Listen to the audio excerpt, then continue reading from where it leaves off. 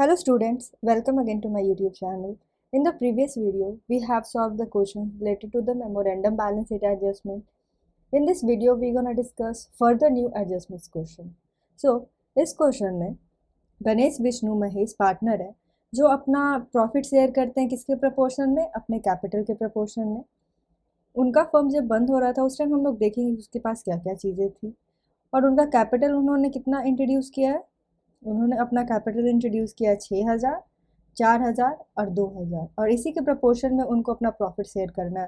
तो रेशियो क्या हो जाएगा यहाँ पे 6,000 अगर है, 4,000 है, 2,000 है, तो यहाँ पे रेशियो बन के आता है कितना 6:4:2 का रेशियो बनता है।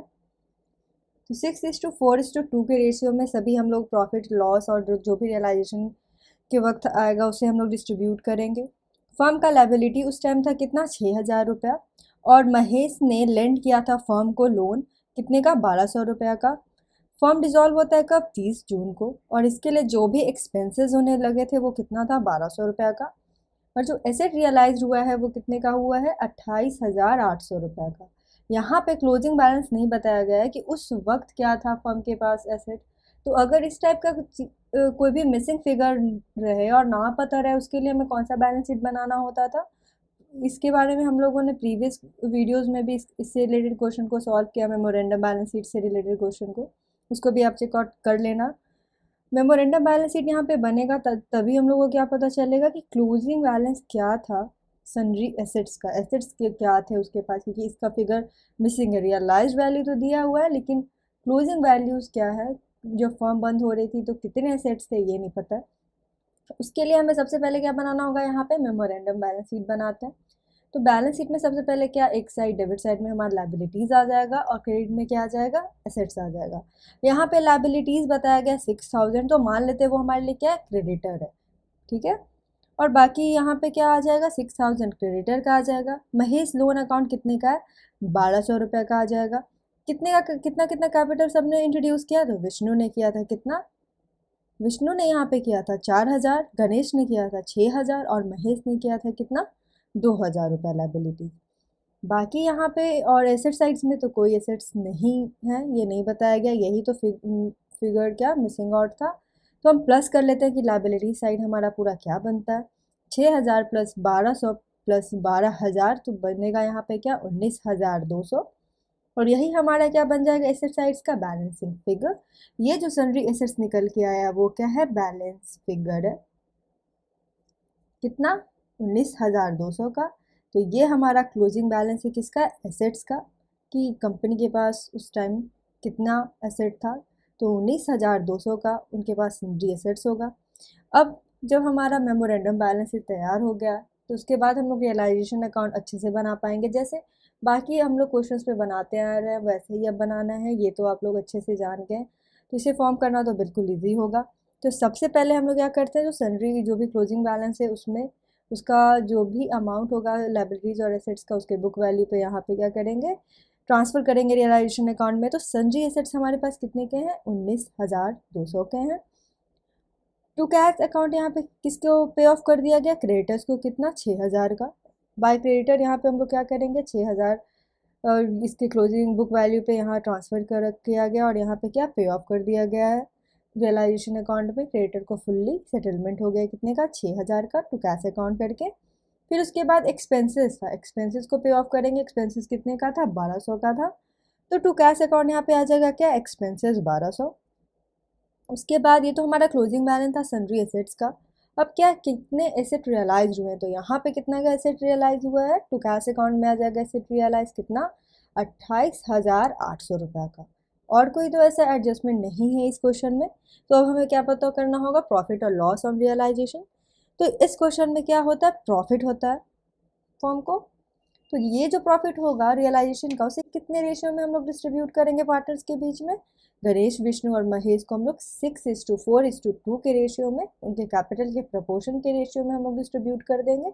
तो यहाँ पे प्रॉफिट ऑन रियलाइजेशन हमारे पास बन के आता है 8,400 का, देख सकते हैं 8,400 का आता है। तो इसे हम लोग डिस्ट्रीब्यूट करेंगे किसके बीच में, गणेश, विष्णु और महेश के बीच में, तो गणेश को 6:12 के रेशियो में क्या आ जाए 4200, 2800 और 1400 किसे महेश को। उसके बाद एक महेश का लोन अकाउंट यहाँ पे फॉर्म करेंगे। क्यों? क्योंकि महेश ने लोन दिया था किसे, फॉर्म को, कितने का 1200 रुपये का। तो यहाँ पे छोटा सा महेश का लोन अकाउंट बना लेते हैं। तो बाई बैलेंस बीडी करेंगे कितना 1200 रुपये का, क्योंकि 1200 रुपये का महेश ने क्या दिया था, लोन दिया था। इसे पे ऑफ कर देगी फॉर्म किसके द्वारा, कैश के द्वारा। तो टू कैश अकाउंट क्या चला जाएगा 1200, और तो कोई एडजस्टमेंट नहीं है, फुल्ली अमाउंट पे उसको पे ऑफ किया गया है। तो यहाँ पे हम लोग 1200 टोटली पे करके लोन अकाउंट को क्या करते हैं, क्लोज। उसके बाद हमें बनाना होगा क्या, पार्टनर्स का capital account. So by balance BD यहाँ पे करते हैं। तो गणेश, विष्णु, महेश ने कितना कितना कैपिटल इंट्रोड्यूस किया था फॉर्म में, तो गणेश ने किया था 6000, विष्णु ने 4000 और महेश ने 2000। बाकी उनके प्रॉफिट को हम लोग ट्रांसफर करेंगे। तो बाय रियलाइजेशन अकाउंट प्रॉफिट हुआ था रियलाइजेशन पे, यहाँ गणेश को जाए कितना 4200, विष्णु को 2800 और महेश को कितना 1400। बाकी अब तो कोई भी एंट्रीज नहीं है, तो जो भी बैलेंस होगा उसे कहाँ ट्रांसफर करेंगे, कैश अकाउंट में। तो यहाँ जाएगा क्या, टू कैश अकाउंट। गणेश को कितना 10,200, क्योंकि 6000 प्लस 4200 करते हैं तो 10,200 आता है। गणेश को कितना जाएगा 10,200, विष्णु को कितना जाएगा 6800, महेश को 3400। तो यहाँ पे हमारा पार्टनर्स कैपिटल अकाउंट क्या होता है, कंप्लीट। फिर हमें बनाना है क्या, कैश अकाउंट। तो कैश अकाउंट में हम कितना फाइनल पेमेंट करना होगा फॉर्म को, गणेश को कितना था 10,200, विष्णु को 6800, महेश को कितना था 3400। फिर लोन अकाउंट भी था, तो यहाँ पे टू कैश अकाउंट पे लोन कितना का था 1200 का। ये क्रेडिट रियलाइजेशन में कितना 6000 का। यहाँ पे एक्सपेंसेस हो जाएगा बाय रियलाइजेशन अकाउंट से कितना 1200 का, जो पेमेंट हुआ था किससे, कैश अकाउंट से। उसके बाद तो और इस साइड में और कुछ नहीं है। तो एसेट एक रिलीज हुआ था, एसेट कितने के थे 19,200 के, उसको कितने में रियलाइज किया गया था 28,800 में। तो यहाँ जाएगा टू रियलाइजेशन अकाउंट 28,800। क्यों? क्योंकि एसेट रियलाइज हुए। ये यहाँ पे हमारा कैश अकाउंट कंप्लीट होता है। तो इस साइड डेबिट साइड क्या बनता है 28,800। अगर इन सभी को हम लोग प्लस करते हैं तो हमें क्या मिलता है 28,800। तो यहाँ पे हमारा कैश अकाउंट क्या होता है, कंप्लीट। तो ये था हमारा क्या, ये क्वेश्चन जिसमें हम लोगों ने क्या क्या बनाया, memorandum balance sheet, realisation account, Mahesh का एक लोन अकाउंट, पार्टनर्स का कैपिटल अकाउंट और कैश अकाउंट। सो ये क्वेश्चन तो काफ़ी इजी सा था। उसके बाद हम लोग चलते हैं नेक्स्ट क्वेश्चन पे, जिसपे कुछ अलग और न्यू एडजस्टमेंट आएंगे।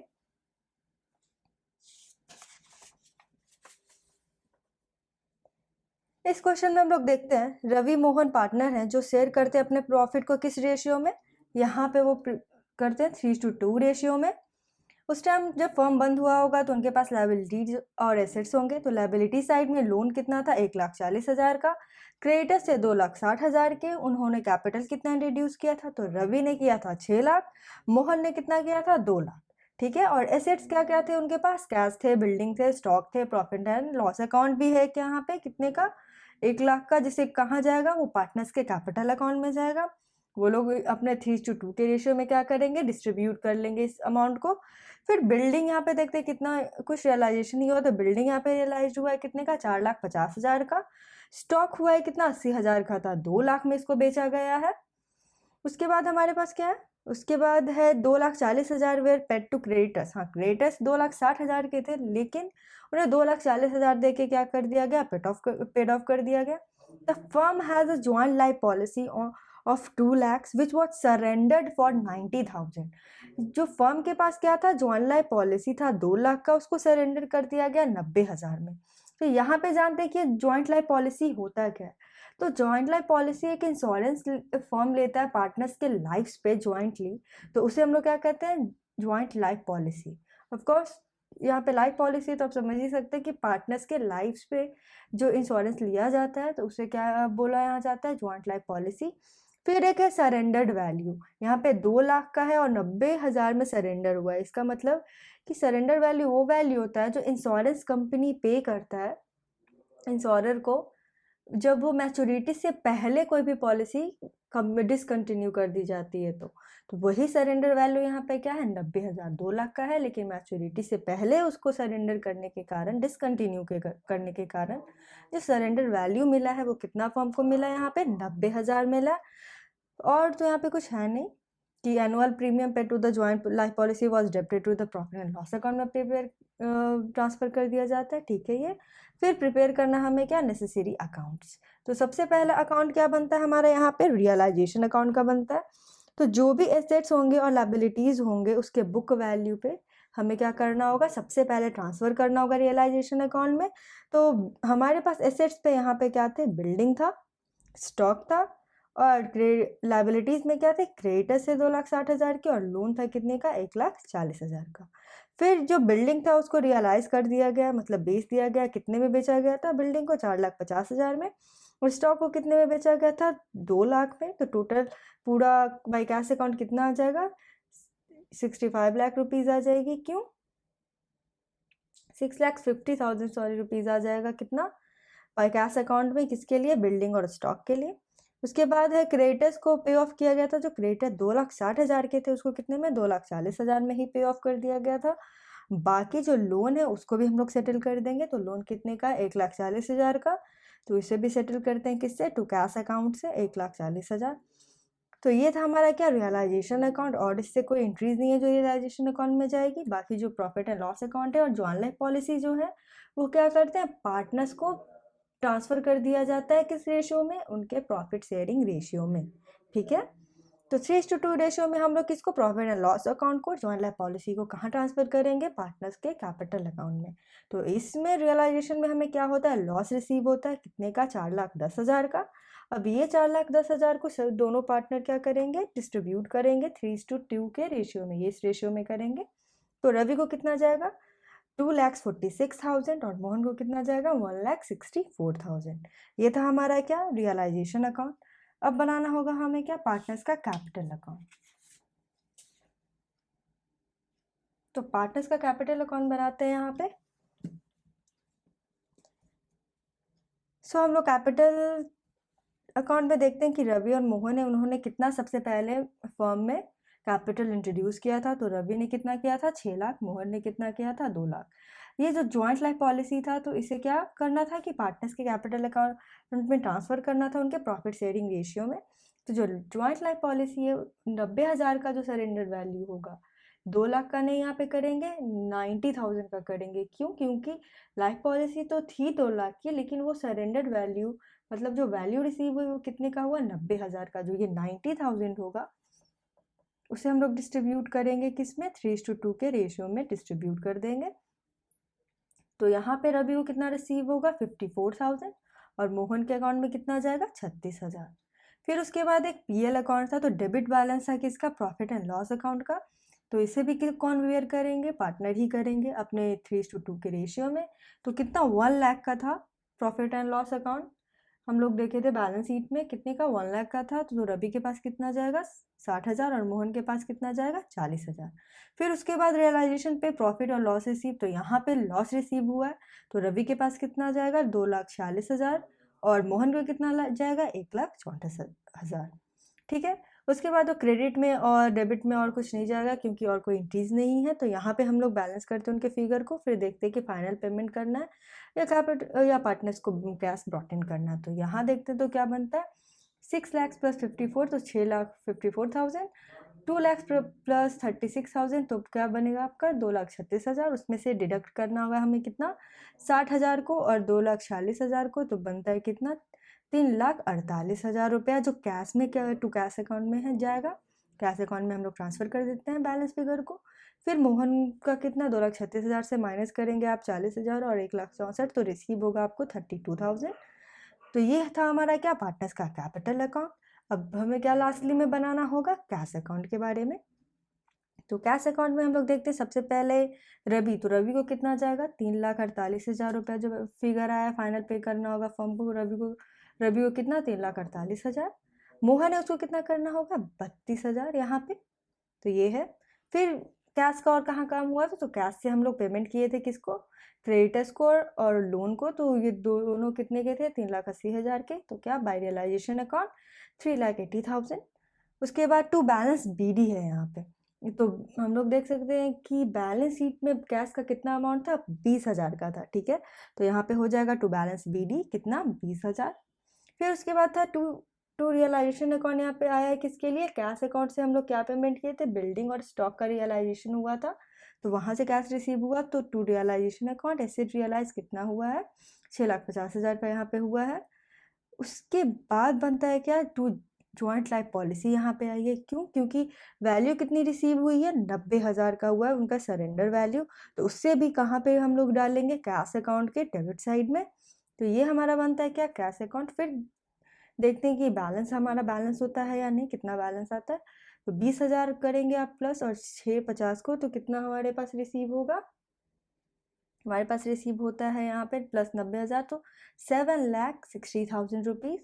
यहाँ पे है 3,48,000 प्लस 32,000 प्लस 3,80,000, तो यहाँ पे इक्वल कितना आता है अमाउंट, 7,60,000। तो ये था हमारा क्या, कैश अकाउंट। तो इस क्वेश्चन में हम लोग ध्यान दे सकते हैं कि जॉइंट लाइफ पॉलिसी के बारे में कुछ है, तो जॉइंट लाइफ पॉलिसी आप ध्यान रखिए, यहाँ पे मैंने मेंशन भी कर दिया है कि जॉइंट लाइफ पॉलिसी क्या है, तो जॉइंट लाइफ पॉलिसी एक इंश्योरेंस पॉलिसी है which taken up by the firm on the lives of partners jointly, ठीक है। फिर क्या था, सरेंडर वैल्यू, तो surrender value is the value which insurance company will pay if the policy is discontinued and surrendered to the company before the date of maturity। Maturity से पहले अगर आप अपने इंश्योरेंस को, लाइफ पॉलिसी को क्या करते हैं, डिसकंटिन्यू कर देते हैं, तो जो अमाउंट रिसीव होगी उस वक्त उसको क्या, कौन सा वैल्यू कहेंगे, सरेंडर वैल्यू कहेंगे।